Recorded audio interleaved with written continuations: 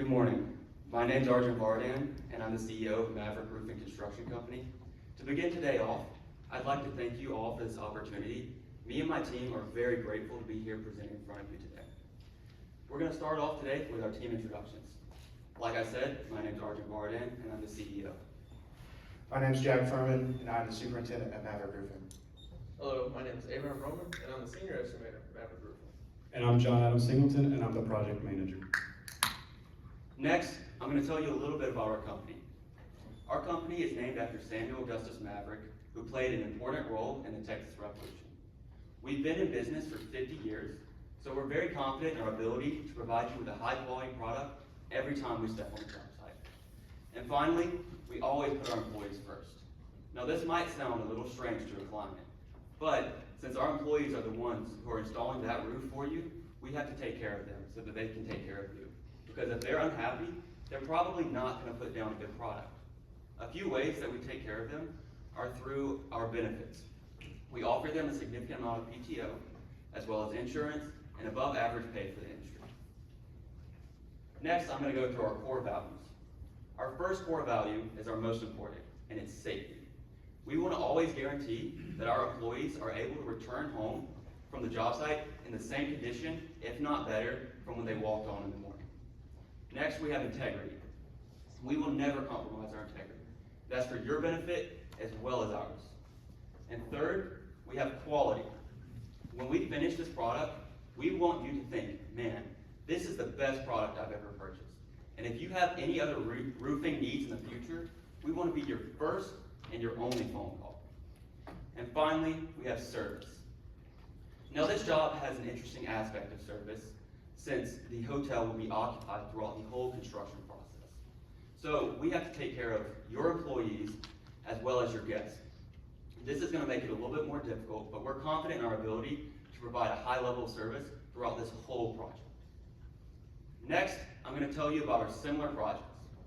The first project is the Embassy Suites at Austin, Texas. Now, this roof is almost identical to the one here in San Antonio. It's about 35,000 square feet and has three main skylights as well. And we're very confident in our ability to replicate the success that we had on this project. The second project I'm going to tell you about is the Embassy Suites here at San Antonio at the airport. We actually did the original roof, so we're familiar with both the project team and the project itself, and we're confident in our ability to work with them again. And finally, I'm going to tell you about the North Star Mall. The North Star Mall, we replaced 5,000 square feet of skylights recently, so we're incredibly confident in our ability to work with and around skylights on this project as well. As I said earlier, my name is Jack Furman, and I'm your superintendent for this project. Today, I want to go over the schedule overview, which includes everything from pre-construction all the way to project closeout. So let's get into pre-construction. We'll start pre-construction 45 days before the project starts to allow time for the FAA to receive FAA Form 7460-1, which is the notification of proposed construction and alteration. This will give them time to understand exactly what's going on our project right next to their airport and give them time to prepare. Additionally, we will notify Reed AP and Shieldworks for both their deliverables of the Cowball Skylight System and the Shieldworks dust protection system. Before I get into the project start, I want you guys to understand exactly how we came up with our numbers for how many days we will take on each area, and also our phasing plan for the roof. I'll start with the phasing plan. We decided to phase out this project from the highest point of the roof all the way to the lowest because we understand how important it is to protect the new roof system that we will be installing. We don't want any falling debris or faulty equipment to hurt the roof that is underneath. So we'll start from area C, move down to area B, and so on. Also, for our numbers, I'll use area F as our first example, which with area F and with all of this roof, we understand that the main activities are going to be a strip and a re-roof, which will happen over an 8-hour workday, starting at 8 a.m., working all the way to 5 p.m. Due to our past experience, we understand that 5 roof specialists working at max efficiency can cover 7 square of roof per day, and And since area F is 58 square in total, we'll divide that by 7, and that'll give us 9 days to complete area F. Moving on to project start. This will be when we start to mobilize our crane to get our temporary utilities onto the roof, as well as install our safety and get Reed AP and Shieldworks to install their dust protection system and their safety netting system. With the crane starting position, this will be at the north end of the embassy suites so that we can access our laydown locations. We'll start with our material storage at the northwest corner of the parking lot, our dumpsters at the west corner of the parking lot so that we can have access or quick access for our disposal of the old roof, and our material laydown and temporary utilities laydown at the west corner of the roof to give easy access for our workers that will be on the roof. Moving on to major construction, this will be part 1 of 2, which is phases C through A4. We'll start on area C, move down to area B, and begin our demolition of the skylights. We understand that this is a very high priority task, so when we are demolishing the skylights, we will only demolish as much as we can put back in one day. Installing that new metal deck and that new roof, and also installing those curbs. Once we move on from skylight installation, we will move on to areas A1 and A4, which is where we will start running double crews to improve efficiency and make sure that this project gets done on time.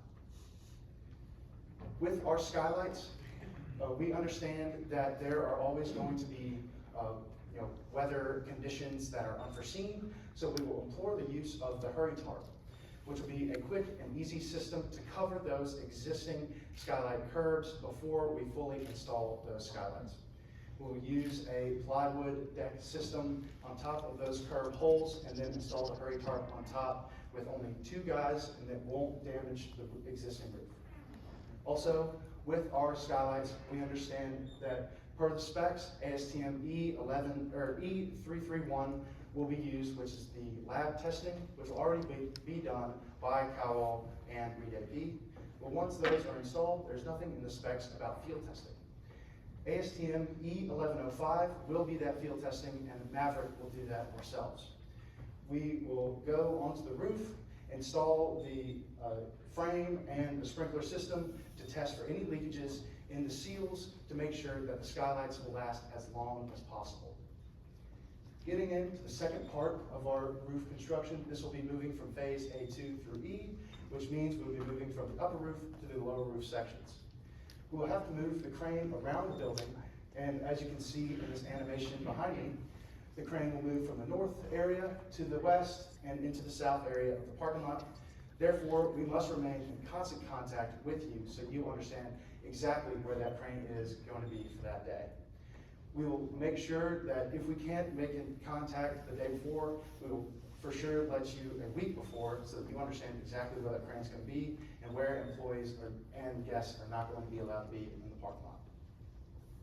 Finally, we move into project closeout, which will be our final project demobilization and our final cleaning to solidify that quality, or that the best quality has been upheld on top of the roof. We will be able to get off the roof on December 19th, 2023, which means that you will have access, or full project access, so that you can get ready for that Christmas rush. Good morning. Stated earlier, my name is Abraham Roman, and I'm the senior estimator at Maverick Roofing and on this project. Today, I'd like to talk about our team collaboration effort on this Embassy Suites at San Antonio Roof Replacement Project. Starting off with our team collaboration. Our team works seamlessly together, using everyone's knowledge and skills unanimously. Our ability to communicate effectively and efficiently enables us to provide this detailed and accurate estimate. Other key factors to this was our usage of historical data and specialized software. As Arjun mentioned earlier, we're familiar with these kinds of projects. And with our extensive historical data, we're able to make informed decisions and develop accurate estimates. Additionally, we utilize Bluebeam Review, powerful software that enhanced and enabled our precision and accuracy. Additionally to this, Bluebeam allowed us to collaborate and streamline our work, as well as take off different dimensions, and we're able to review those dimensions and field verify them. Now I'd like to go into our actual usage of Bluebeam Review. As you can see on the screen, there's different areas highlighted on this. This is the Embassy Suites roof. And Blueprint review allowed us to take off these square footages for these areas, and that allowed us to find out how many people would be needed for that area in a certain day to complete this project and its efficiency. Also, other things that we used Blueprint for was to find linear footages of different areas, such as the gutters, the parapet walls, and also counts to find out how many exhaust fans were and different exhaust pipes. And lastly, I'd like to go into the project breakdown cost. This project came out to $2,009,000. Our materials came out to $392,000. Our equipment came out to a total of $191,000. Our subcontracts, which was a larger portion of this project, came out to $640,000. Our labor, which was $383,000, and overhead and profit came out to a total of $400,000. As Arjun mentioned earlier, two core values we will never compromise on are quality and safety. We've identified 5 key hazards for this job site in terms of safety and our strategies to mitigate them. With falling, we're going to implement the safety netting under the skylights that will be installed by Reed AB, and it can withstand up to 5,000 pounds. This is going to keep our manpower and tools and any kind of debris from falling through the main atrium to protect our people and your people. Next, with fire, all of our workers on site will be CERTA trained. In addition to that, we will hold a 2-hour fire watch after the installation of any kind of hot work. But with that hot work comes heat exhaustion. We're going to implement a body track 1AS monitoring system, which will go in the ear of our employees, monitor their internal heat, heart rate, and noise level. And if for any reason they're not comfortable on the job site, we'll get an alert and we can rush them to a cool down station or break room and get them the attention they need. And lastly, with weather, we have 26 lightning rods on this roofing assembly, so we want to make sure we give our employees enough time to evacuate the roof and tarp up any open work that they may have had going on during that day. So we've implemented a 20-mile lightning radius for that. Next, quality. We're looking at an addition for this project being a 360-degree site capture software. We work with many clients, with our most popular 3 being Cubics, OpenSpace, and Hollow Builder. This will allow us to track utility positions and also see materials on the deck before we cover it up with that asphalt roofing system. Next, we'll conduct constant humidity monitoring within the main atrium to ensure that there's no leaks within the building envelope. And we'll hold pre-roofing conferences and daily logs to ensure that you guys know what's happening on the site on a daily basis. Our contractors have the experience as stated within the specs, but they also exceed that, being trained by the manufacturers themselves. And we'll conduct regular housekeeping to ensure that our access and egress points are kept clear at all times. Lastly, with quality control, we want to protect the product that we install so it lasts as long as possible for you and your clients. We will install protective mats over high traffic areas, and one of our most popular brands is Scudo. The picture shows a TPO roof system, but they also make products for asphalt roofing systems as well. We'll have our manufacturers come out and inspect all the materials that we put down to ensure that we live up to the quality of their warranties, of which Siblast offers a 25-year guarantee for their product. Maverick Roofing, of course, will offer a 2-year warranty, so that if anything does not live up to the plans or specs, we'll come back and fix it up to 2 years after project completion, free and immediately. And lastly, another addition to maximize quality would be third-party building envelope consultation. This will be a non-biased process that will give an overview of the building envelope.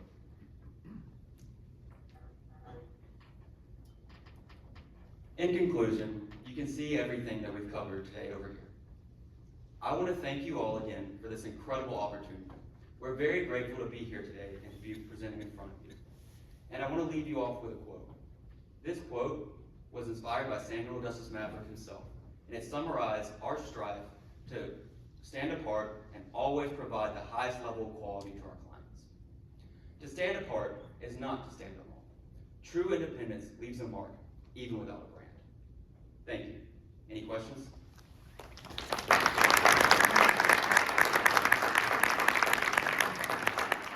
That was a great presentation, and thank you so much. I didn't realize that when Texas entered the SEC that we were going to have influence outside of football, but it is happier because I think y'all increased the amount of people wearing ties in the roofing industry by 300%, because now it's not just happened to me wearing ties, there are now 6 people in the roofing industry wearing ties, so we're raising our professionalism. With the safety net being installed in the atrium, and that, if you'll pull up that picture you just had, Do you have any concerns with the, you know, we're removing 60+ skylights, as you can see there. You see all the plants in the atrium. Do you have any concerns with, and also the tables where we serve all our clients 3 times a day? Do you have any concerns with the lighting in there? A, with our clients to be able to enjoy their meals, and B, with the plants staying alive for the duration of this project? So with the lighting in the system, we understand that that is a main concern. We don't want to completely close off those skylights and it be dark in the main lobby. So that's why we're working in that phase construction. So we remove only partially the existing skylights so that the other part can still shine down into your guests and provide for ample lighting within the main lobby. And we will also move around the tables and the plants as needed so that we don't have anybody in a area that might pose any kind of risk whatsoever. Air traffic control is a serious problem. You're about a little over 1,000 feet away from the end of the runway. And you were moving the crane around that building in the 3D animation that you had. Do you have concerns over the short window that we were able to give you for working? And if you aren't able to accomplish that, how will you ensure that our clients are not kept awake outside of those hours that we get you? So with the crane moving around site, as we are always maintaining constant communication with you, we will also maintain that constant communication with the FAA. We have to, in order to provide for that extra space in the parking lot, so that we can actually use partially use their parking lot as well. So we maintain just the same as we are talking to you. We'll maintain communication with them so they understand exactly where that crane is going to be for that week and for that day, so that there is no miscommunication there. As for the guests and as for disturbing them, that's why we have implored the hours from 8 to 5 p.m. That way it gives them ample time to wake up in the morning, and also before we are able to get off the site and everything, they will be able to have plenty of time to go to sleep. Also, we understand that safety is a large factor in moving around this crane. So we're going to be in constant communication with the ownership team to let them know exactly where we're going to have that crane placed ahead of time. And we're going to have the swing rays of that crane barricaded. And we're also going to have flaggers down there to make sure that no guests wander within a danger zone. Okay, last question. We're removing the 5th wall of this building. We're moving 60+ skylights. Do you have any concerns that our design that's going back can adequately, the building can adequately handle the new structure? No, sir. I don't believe that we have any concerns that the building will be able to not handle the new skylights. There's plenty of steel already in place where those new curves are going to be set. So we believe that they will be able to handle that new weight that will be put up on there. And our skylight contractors will send us calculations as well for those engineered drawings. Okay, I have no further question. Great presentation. This project is challenging. Most projects are. Is there anything that you wish that you would have known about this project before getting started that would have been helpful to you in the process?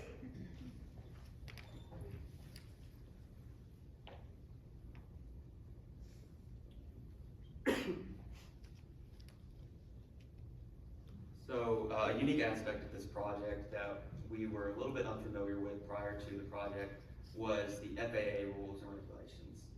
I've never personally studied a project around an airport, so we had to do a lot of reading up and studying and familiarizing ourselves with their rules and regulations so that we didn't overstep or impede any of the airport traffic or cause any kind of dangers. And then the last question that I have, you guys talked about having clear communication with ownership and management for staging and safety and all of that. What is your plan if a guest or an employee happens upon an area that they're supposed to be out of, that's a restricted area?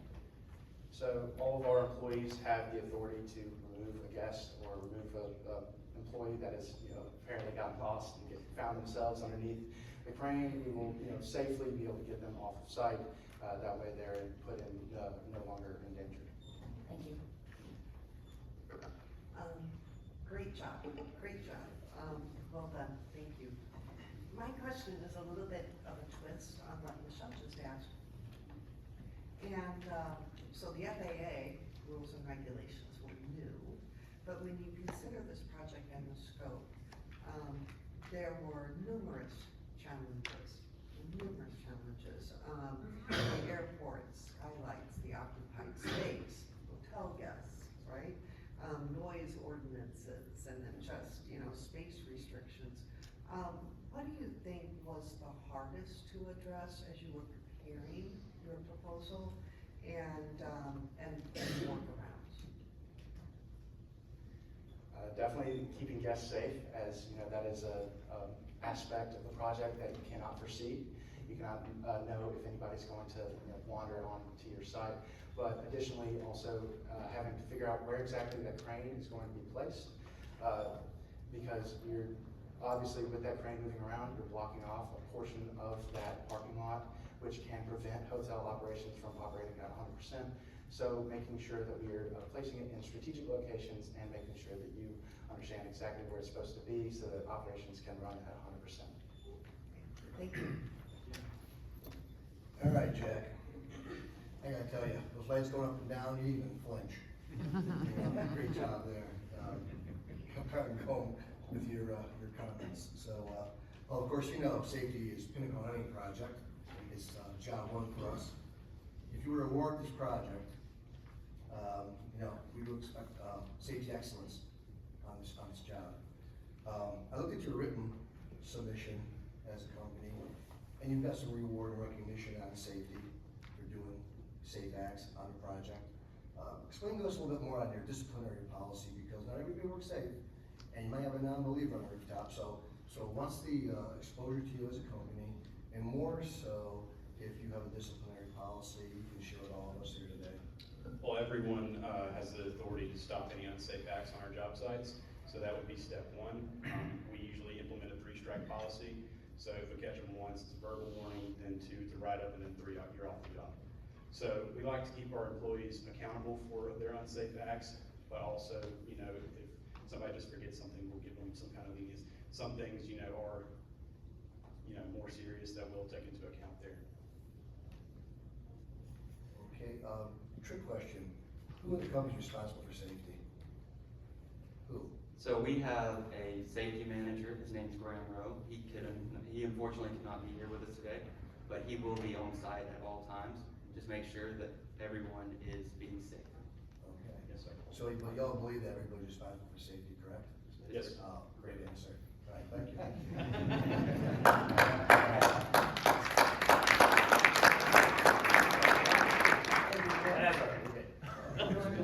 Well, one last question. All right, thanks.